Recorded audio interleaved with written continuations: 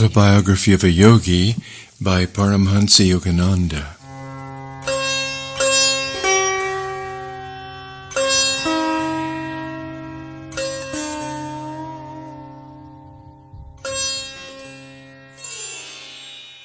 Chapter 10. I Meet My Master, Sri Yukteswar. Mukunda has just graduated from high school.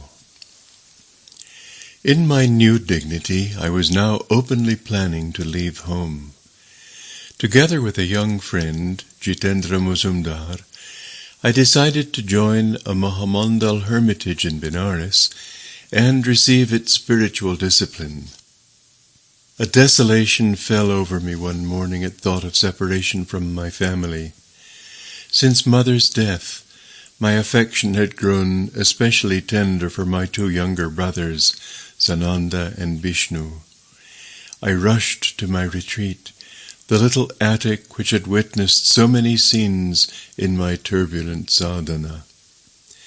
After a 2-hour flood of tears, I felt singularly transformed, as by some alchemical cleanser. All attachment disappeared. My resolution to seek God as the friend of friends set like granite within me. I quickly completed my travel preparations. I make one last plea. Father was distressed as I stood before him for a final blessing. Do not forsake me and your grieving brothers and sisters. Revered Father, how can I tell my love for you? But even greater is my love for the Heavenly Father, who has given me the gift of a perfect Father on earth. Let me go, that I someday return with more divine understanding. With reluctant parental consent, I set out to join Jitendra. Already in Benares at the hermitage. On my arrival, the young head Swami, Dayananda, greeted me cordially. Tall and thin, of a thoughtful mien, he impressed me favorably. His fair face had a Buddha-like composure.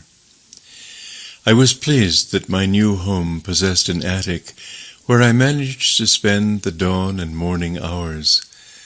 The ashram members, knowing little of meditation practices, thought I should employ my whole time in organizational duties. They gave me praise for my afternoon work in their office. "Don't try to catch God so soon." This ridicule from a fellow resident accompanied one of my early departures toward the attic. I went to Dayananda, busy in his small sanctum overlooking the Ganges. "Swamiji, I don't understand what is required of me here. I am seeking direct perception of God. Without Him, I cannot be satisfied with affiliation or creed or performance of good works." The orange-robed ecclesiastic gave me an affectionate pat. Staging a mock rebuke, he admonished a few nearby disciples, "Don't bother Mukunda, he will learn our ways." I politely concealed my doubt. The students left the room, not overly bent with their chastisement. Dayananda had further words for me.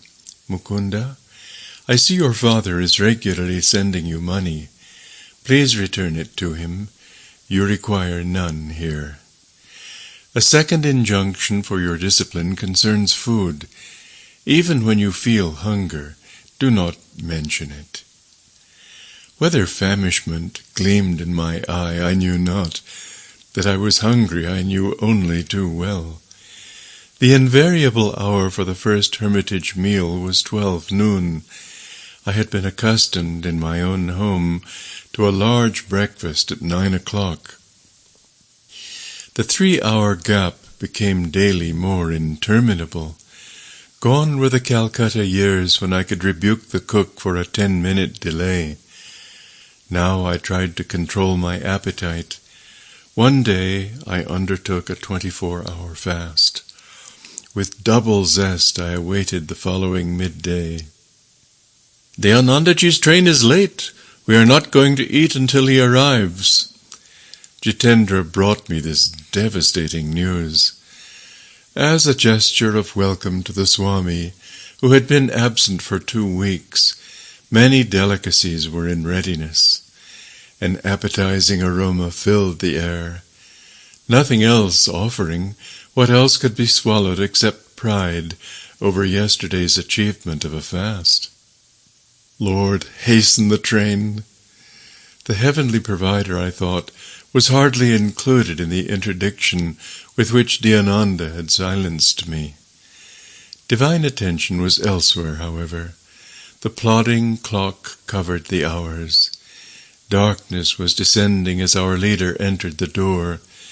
My greeting was one of unfeigned joy. Dyanandaji will bathe and meditate before we can serve food. Jitendra approached me again as a bird of ill omen. I was in near collapse.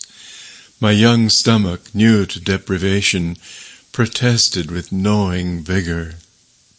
Pictures I had seen of famine victims passed wraith-like before me. The next Benares death from starvation is due at once in this hermitage, I thought. Impending doom averted at 9 o'clock. Ambrosial summons! In memory that meal is vivid as one of life's perfect hours. Intense absorption yet permitted me to observe that Dyananda ate absent-mindedly. He was apparently above my gross pleasures. Swamiji, weren't you hungry? Happily surfeited, I was alone with the leader in his study. Oh, yes. I have spent the last 4 days without food or drink. I never eat on trains, filled with the heterogeneous vibrations of worldly people. Strictly I observe the Shastric rules for monks of my particular order. Certain problems of our organizational work lie on my mind. Tonight at home I neglected my dinner. What's the hurry? Tomorrow I'll make it a point to have a proper meal. He laughed merrily.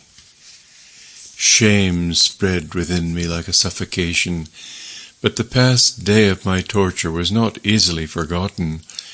I ventured a further remark. Swamiji, I am puzzled. Following your instruction, suppose I never asked for food, and nobody gives me any. I should starve to death. Die, then. This alarming counsel split the air. Die if you must, Mukunda. Never admit that you live by the power of food and not by the power of God. He who has created every form of nourishment, he who has bestowed appetite, will certainly see that his devotee is sustained. Do not imagine that rice maintains you, or that money or men support you. Could they aid if the Lord withdraws your life breath? They are his indirect instruments merely. Is it by any skill of yours that food digests in your stomach? Use the sword of your discrimination, Mukunda.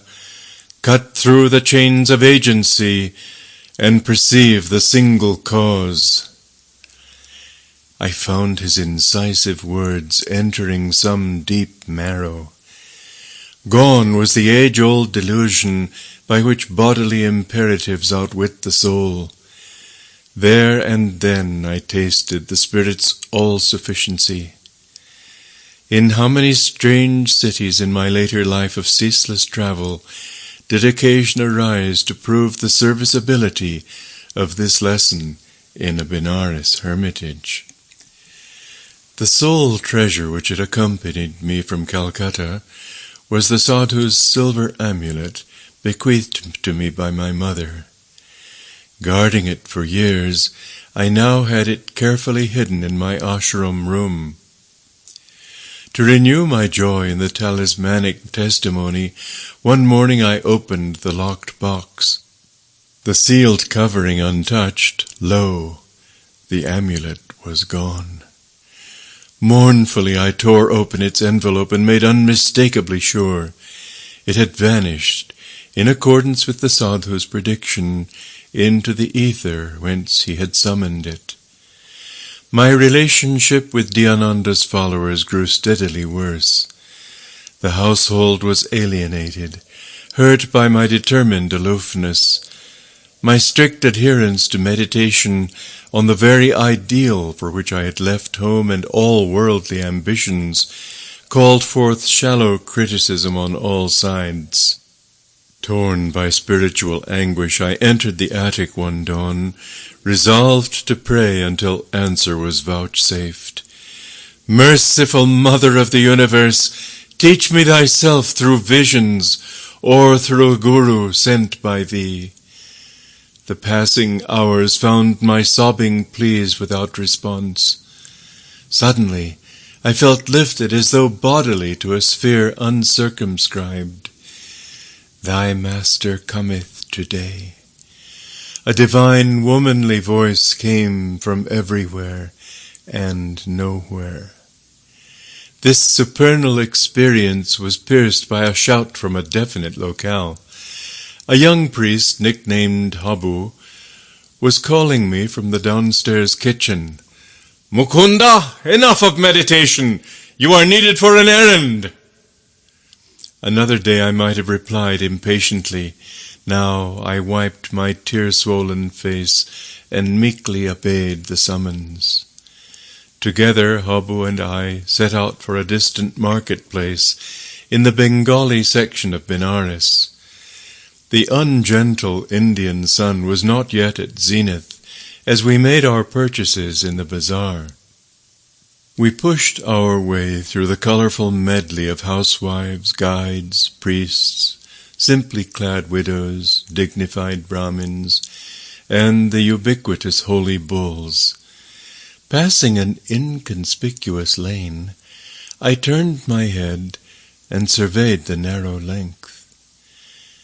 A Christ-like man in the ochre robes of a Swami stood motionless at the end of the road. Instantly and anciently familiar he seemed. My gaze fed hungrily for a trice. Then doubt assailed me. You are confusing this wandering monk with someone known to you, I thought. Dreamer, walk on. After 10 minutes, I felt heavy numbness in my feet. As though turned to stone, they were unable to carry me further. Laboriously I turned around. My feet regained normalcy. I faced the opposite direction. Again the curious weight oppressed me. The saint is magnetically drawing me to him. With this thought, I heaped my parcels into the arms of Habu. He had been observing my erratic footwork with amazement, and now burst into laughter. What ails you? Are you crazy? My tumultuous emotion prevented any retort. I sped silently away. Retracing my steps as though wing-shod, I reached the narrow lane. My quick glance revealed the quiet figure, steadily gazing in my direction. A few eager steps, and I was at his feet. Gurudeva! The divine face was none other than he of my 1,000 visions, those halcyon eyes and leonine head with pointed beard and flowing locks had oft peered through gloom of my nocturnal reveries, holding a promise I had not fully understood. Oh, my own, you have come to me. My guru uttered the words again and again in Bengali, his voice tremulous with joy. How many years I have waited for you. We entered a oneness of silence. Words seemed the rankest superfluities. Eloquence flowed in soundless chant from heart of master to disciple. With an antenna of irrefragable insight, I sensed that my guru knew God and would lead me to him. The obscuration of this life disappeared in a fragile dawn of prenatal memories. dramatic time, past, present, and future are its cycling scenes. This was not the first sun to find me at these holy feet. My hand in his, my Guru led me to his temporary residence in the Rama Mahal section of the city. His athletic figure moved with firm tread, tall, erect, about 55 at this time. He was active and vigorous as a young man.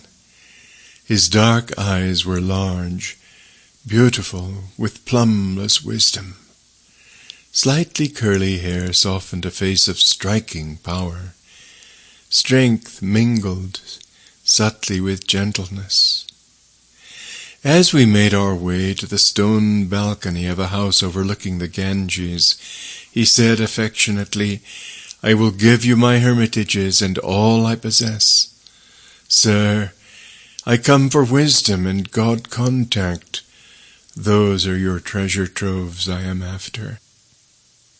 The swift Indian twilight had dropped its half-curtain before my master spoke again. His eyes held unfathomable tenderness. "I give you my unconditional love." Precious words. A quarter-century elapsed before I had another auricular proof of his love. His lips were strange to ardor. Silence became his oceanic heart. "Will you give me the same unconditional love?" He gazed at me with childlike trust. "I will love you eternally, Gurudeva." Ordinary love is selfish, darkly rooted in desires and satisfactions. Divine love is without condition, without boundary, without change. The flux of the human heart is gone forever at the transfixing touch of pure love. He added humbly, "If ever you find me falling from a state of God realization, please promise to put my head on your lap and help to bring me back to the cosmic beloved we both worship." He rose then in the gathering darkness and guided me to an inner room. As we ate mangoes and almond sweetmeats, he unobtrusively wove into his conversation an intimate knowledge of my nature. I was awestruck at the grandeur of his wisdom, exquisitely blended with an innate humility. "Do not grieve for your amulet. It has served its purpose." Like a divine mirror, my Guru apparently had caught a reflection of my whole life. "The living reality of your presence, Master, is joy beyond any symbol. It is time for a change, inasmuch as you are unhappily situated at the hermitage." I had made no references to my life. They now seemed superfluous. By his natural, unemphatic manner, I understood that he wished no astonished ejaculations at his clairvoyance. "You should go back to Calcutta. Why exclude relatives from your love for humanity?" His suggestion dismayed me. My family was predicting my return, though I had been unresponsive to many pleas by letter. "Let the young bird fly in the metaphysical skies," Ananta had remarked. "His wings will tire in the heavy atmosphere. We shall yet see him swoop toward home, fold his pinions, and humbly rest in our family nest." This discouraging simile fresh in my mind, I was determined to do no swooping in the direction of Calcutta. "Sir, I am not returning home, but I will follow you anywhere.